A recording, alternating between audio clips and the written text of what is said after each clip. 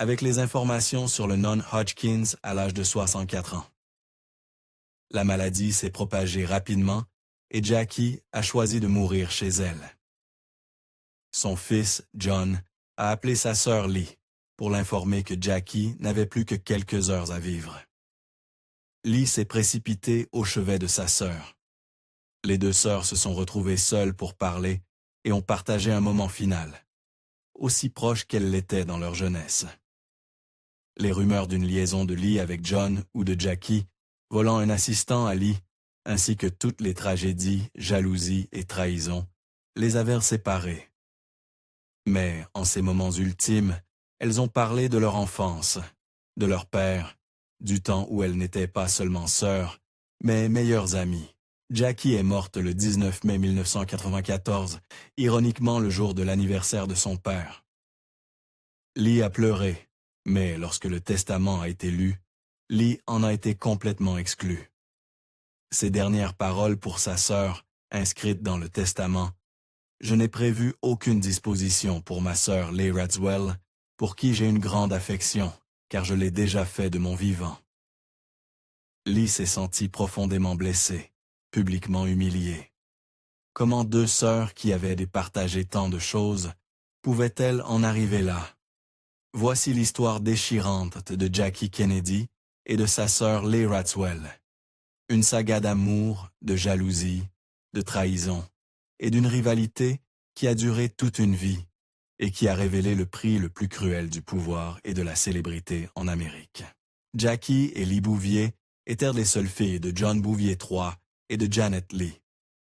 Jackie est née en 1929 et sa sœur Caroline Lee Bouvier 4 ans plus tard. Dès le début, les différences dans le traitement de leurs parents ont semé les graines d'une rivalité qui durerait des décennies. Jackie a été nommée en l'honneur de son père et, de la vie générale, était sa préférée. Elle lui ressemblait et portait même son nom. Lee a déclaré plus tard que le nom Bouvier venait du mot français pour bœuf, car Jack Bouvier, surnommé Black Jack, venait d'une famille française d'éleveurs. Lee, en revanche, portait le nom de jeune fille de sa mère. Sa mère racontait à tout le monde qu'elle descendait de Robert Hugh Lee et qu'elle venait d'une famille d'aristocrates sudistes, alors qu'en réalité, elle descendait d'immigrants irlandais, tout comme les Kennedy. Lee était la préférée de sa mère, qui la complimentait souvent tout en la critiquant avec la même sévérité. Cette dynamique familiale toxique, où chaque fille était la favorite d'un parent différent, créerait une compétition constante entre les sœurs qui les poursuivrait pour le reste de leur vie. Lorsque les filles étaient des jeunes, leurs parents ont divorcé. Jack était un coureur de jupons et un joueur bien connu, mais après le krach de Wall Street et quelques mauvais investissements, il est tombé dans des temps difficiles. Janet s'est remariée avec Hugh Dudley Auchincloss, qui avait 10 ans de plus qu'elle, et était un homme d'une richesse considérable. Hugh D, comme on l'appelait, était également le beau-père de Gore Vidal par un autre mariage. Gore a décrit leur relation comme une relation de S et M, avec Jackie dans le rôle du S et Lee dans celui du M. Après le divorce, les sœurs se sont senties comme des étrangères dans leur foyer et sont devenues incroyablement proches. Ce serait la seule période de leur vie où elles fonctionnaient vraiment comme une équipe unie contre le monde extérieur. Jackie était une étudiante exceptionnelle et une lectrice avide. Lee, qui avait moins de succès à l'école, était plus extravertie et participait à des pièces de théâtre scolaires, obtenant des rôles principaux. Le magazine Life a consacré une page entière à la présentation en société de Lee. À un jeune âge, Lee était plus ronde que Jackie, qui, bien qu'elle prît soin de ne jamais être photographiée avec une cigarette, conseilla à sa sœur de fumer pour perdre du poids. Jackie elle-même fumait 2 paquets par jour la majeure partie de sa vie. En 1951, lorsque Lee avait 18 ans et Jackie 22, elles ont été autorisées à passer l'été à voyager en Europe. Jackie avait remporté un concours d'essai de Vogue et devait recevoir un emploi chez Vogue en tant qu'éditrice. Mais sa mère, inquiète que Jackie, à 22 ans, devrait se concentrer sur le mariage plutôt que sur le travail, l'a forcé à refuser le prix.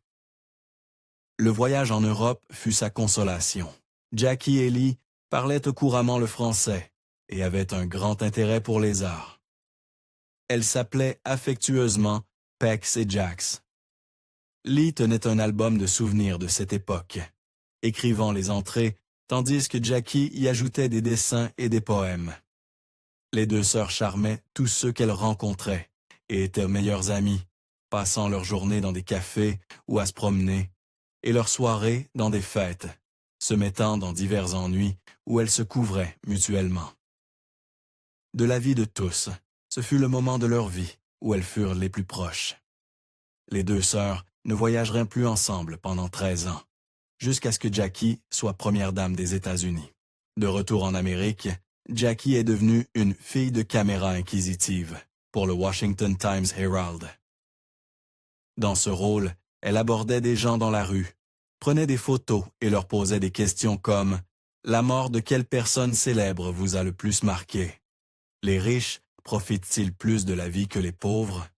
Soutiendriez-vous une système femme pour présidente des États-Unis? » Après la pression de sa mère, elle s'est finalement fiancée à un courtier en bourse de Wall Street, John G. W. Houston, Jr., un ami de son beau-père. Les fiançailles n'ont pas duré longtemps et la relation s'est vite terminée. Lee a continué à poursuivre son rêve de devenir chanteuse et a passé l'été suivant à Rome pour prendre des leçons de chant. À 20 ans, elle a devancé Jackie à l'hôtel et a épousé Michael Canfield, qu'elle avait rencontré et fréquenté occasionnellement depuis ses 15 ans. Il avait 7 ans de plus qu'elle. Des rumeurs circulaient selon lesquelles il était le fils légitime du prince George, à qui il ressemblait remarquablement. Ces rumeurs persistent encore aujourd'hui, car il avait été adopté par l'éditeur américain Cass Canfield. Lors du mariage, Jackie a attrapé le bouquet nuptial et seulement 3 mois plus tard, elle a annoncé ses fiançailles avec le célibataire le plus convoité des États-Unis, le sénateur du Massachusetts, John Kennedy. Jack Kennedy était impressionné par l'intelligence et la beauté de Jackie, et elle lui posait des questions comme celle d'une fille de caméra inquisitive. Êtes-vous d'accord pour dire que les Irlandais sont déficients dans le domaine de l'amour? Ou, si vous sortiez avec Marilyn Monroe, de quoi parleriez-vous? Le mariage a eu lieu le 12 septembre 1953 à Hammersmith Farm. Leur père, Black Jack, qui avait autrefois été si beau qu'on le confondait souvent avec Clark Gable en public, était très diminué à ce moment-là. Il était trop ivre pour accompagner sa fille préférée dans l'allée, et ce rôle est revenu à son beau-père. Jackie a fait une fausse couche, et 2 ans plus tard, a donné naissance à une fille nommée Arabella, mais l'enfant est née morte. En août 1957, Black Jack Bouvier est décédé d'un cancer. Il avait toujours adoré ses filles, les emmenant aux courses hippiques, à l'opéra, au casino et aux pièces de théâtre, et avait inspiré à Jackie un amour pour l'équitation qu'elle n'a jamais perdu. À cette époque, Lee a entamé une liaison avec l'homme qu'elle épouserait plus tard, Stanislav Radziwill. Il venait d'une famille noble et était prince polonais, bien qu'il ait dû renoncer à son titre en devenant citoyen britannique. Lui et Lee utilisaient néanmoins ses titres et étaient appelés par ses surnoms. Leur premier fils, Anthony, est né en 1959. Ce fut une grossesse difficile, et il est né 3 mois prématuré, mais il a grandi robuste et en bonne santé. Seulement 6 mois plus tard, Lee était à nouveau enceinte, et encore une fois, a accouché 3 mois avant terme. Sa fille, Anna, est née presque exactement 1 an après la naissance de son fils. À ce moment-là, Lee était en colère contre Stanislav. Elle souffrait d'une sévère dépression postpartum et a commencé à verrouiller la porte de sa chambre, mettant pratiquement fin à l'aspect physique de leur mariage. Stanislav a commencé à chercher de l'affection ailleurs, tout comme Lee, qui, quelques années plus tard, a entamé une liaison avec le danseur de ballet bisexuel Rudolph Nureyev. Lee avait 27 ans lorsque Jackie a emménagé à la Maison-Blanche. Lee n'a pas pu assister à l'investiture en janvier, car elle se remettait encore de la naissance d'Anna, et Jackie elle-même se remettait de la naissance de John. En mars, Lee a finalement rendu visite à sa sœur, et pendant les 2 ans et demi de Jackie à la Maison-Blanche, elles se sont rapprochées, car Jackie savait que Lee était une personne en qui elle pouvait avoir confiance. Jackie était consciente des aventures de Jack et s'occupait des plans de table lors des soirées à la Maison-Blanche, choisissant toujours des femmes célibataires attirantes pour s'asseoir à côté de John.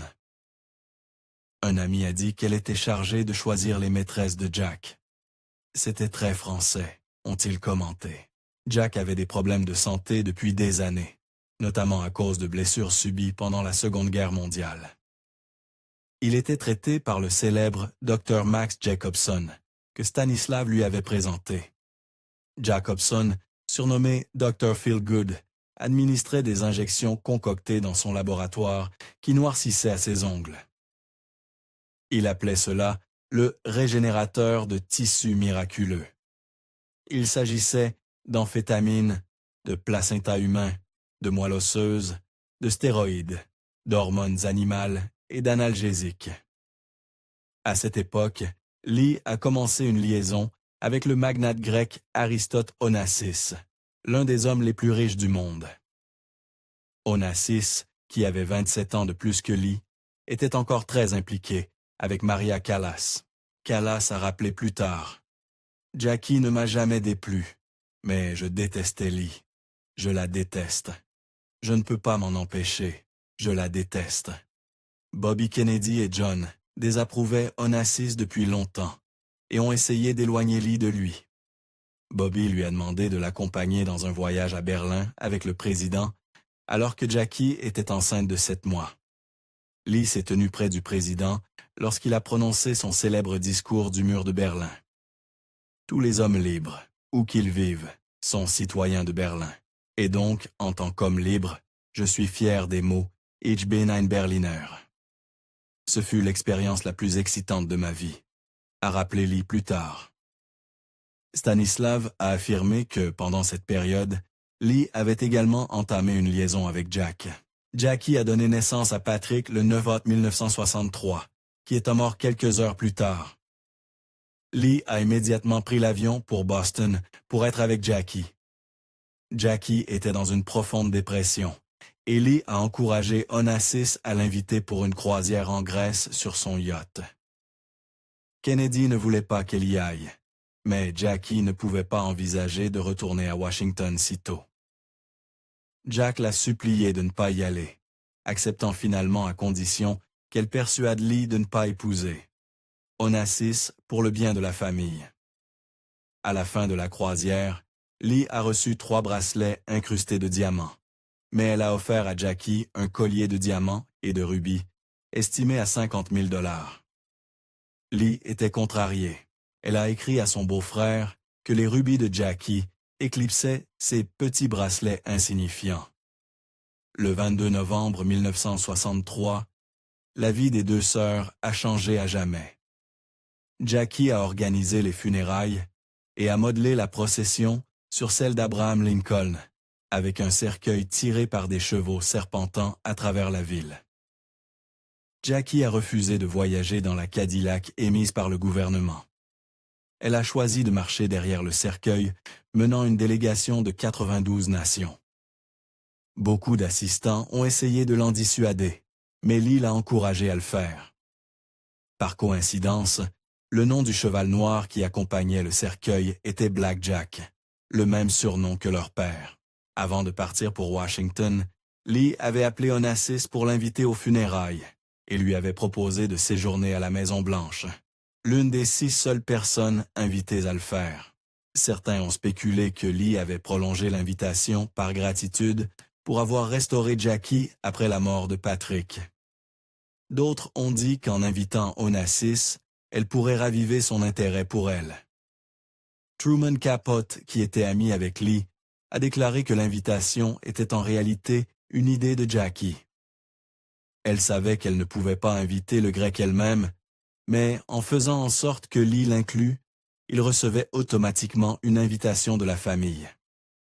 Lee était profondément amoureuse de lui, mais elle a joué directement dans les mains de Jackie, a déclaré Truman. Le 5 juin 1968, Bobby Kennedy a été assassiné juste après avoir remporté la primaire de Californie dans sa candidature à la présidence. À ce moment-là, Jackie était déjà impliqué avec Onassis. Ils avaient en fait une croisière autour des îles Vierges quelques semaines plus tôt, et il lui avait demandé de l'épouser. Elle en avait discuté avec Bobby, qui lui avait demandé d'attendre au moins la fin des élections présidentielles avant de prendre une décision. Après la mort de Bobby, elle a accepté. « S'il tue les Kennedy, alors mes enfants sont des cibles », a-t-elle dit. Lee a appris les noces par le journal. Ted Kennedy a négocié un accord prénuptial avec Jackie, lui octroyant une allocation de 30 000 $ par mois, $1 million à sa mort, et il couvrirait toutes ses dépenses pendant le mariage. Juste avant le mariage, Onassis a appelé son amour de longue date, Maria Callas, et lui a demandé de venir à Athènes, disant « Si tu viens, alors Madame Kennedy sera en colère et partira. » Callas, furieuse, a répondu « Tu t'es mis dans ce pétrin tout seul, débrouille-toi tout seul » et a raccroché. Lee avait également le cœur brisé. Comme Truman l'a dit à un ami, elle pleure à chaudes larmes, elle sanglote. Comment a-t-elle pu me faire ça? Comment a-t-elle pu me faire ça? Cependant, publiquement, elle a déclaré « Je suis très heureuse d'avoir été à l'origine de ce mariage, et je suis sûre qu'il apportera à ma sœur le bonheur qu'elle mérite. » Lee était convaincue qu'Aristote ne l'avait poursuivi que pour atteindre Jackie, et, une fois de plus, elle s'est sentie dévalorisée. Peu après le mariage, Lee est entrée dans une clinique pour insomnie et anorexie. Au début du mariage, le couple semblait heureux, et Lee et Stanislav rendaient une visite à Jackie à Scorpius, l'île privée d'Onassis. Au début du mariage, Harry et Jackie ont commencé à avoir des problèmes. Ils reprochaient à Jackie le temps qu'elle passait à Manhattan. Elle ressentait une obligation envers Jack de faire grandir ses enfants en tant qu'Américains et les maintenait dans leurs écoles à New York. De plus, il trouvait à redire à ses dépenses extravagantes. Elle avait dépensé 1,5 million de dollars en haute couture au cours de sa première année de mariage. À un moment donné, en voyant la facture d'une robe Valentino de 9 000 $ qu'elle avait achetée, il a dit « Que fait-elle avec tous ces vêtements? Je ne la vois jamais porter autre chose que des jeans bleus. » Ce qu'il ignorait, c'est que Jackie ne portait ses vêtements qu'une ou deux fois avant de les vendre à des boutiques de consignation comme moyen de gagner de l'argent supplémentaire. Lorsque Jackie a reçu un diagnostic de lymphome non hodgkinien, elle a continué à travailler chez Doubleday et portait un turban pour cacher la perte de cheveux due à la chimiothérapie. Quand Lee est arrivée, elle ne se souciait pas du passé. Elle voulait seulement que sa sœur aînée s'en sorte, cette fille qu'elle avait tant admirée. Jackie est morte le 19 mai 1994. Lee n'a pas été invitée à parler lors des funérailles. Caroline estimait que Lee n'avait pas été présente pour sa mère pendant sa maladie. « Je n'ai pas bien géré la mort », a dit Lee des années plus tard. Et la perspective de perdre ma sœur était trop difficile à supporter, alors je suis resté à l'écart. La lecture du testament a laissé Lee amère, voyant à quel point la fracture entre elles s'était approfondie. Cela a été exacerbé par le testament qui ne lui laissait rien. Pas un bijou, pas un souvenir, pas même le bureau de leur père. Mais pour Lee, les tragédies n'étaient pas terminées. 5 ans plus tard, son neveu JFK Jr. est mort dans un accident d'avion. Et seulement 3 semaines plus tard, son propre fils Anthony est mort d'un cancer. Les tragédies et les événements qui ont marqué leur vie les ont séparés. L'une était la préférée de sa mère, l'autre de son père. L'une était l'idole du public américain, l'autre une princesse qui devait marcher 3 pas en arrière. Mais en relisant leur livre « One Special Summer », nous voyons l'amitié des sœurs, et à quel point elles étaient proches, une instantanée d'un temps où toute leur vie était devant elles. Et en cela, nous pouvons voir la beauté et l'amour entre deux filles qui sont devenues deux femmes extraordinaires que le temps n'oubliera jamais. Comme l'a dit Lee elle-même, nous serons toujours sœurs, mais nous avons aussi été amies autrefois. L'histoire de Jackie Kennedy et Lee Radziwill est finalement celle du prix terrible de la célébrité, de la jalousie qui peut détruire même les liens familiaux les plus forts, et de la manière dont le pouvoir peut corrompre même l'amour le plus pur entre sœurs. C'est une mise en garde sur ce qui se passe lorsque la compétition remplace l'amour, lorsque la jalousie l'emporte sur la loyauté, et lorsque l'orgueil devient plus important que la famille. En fin de compte, les deux sœurs ont perdu ce qui comptait le plus, l'une pour l'autre.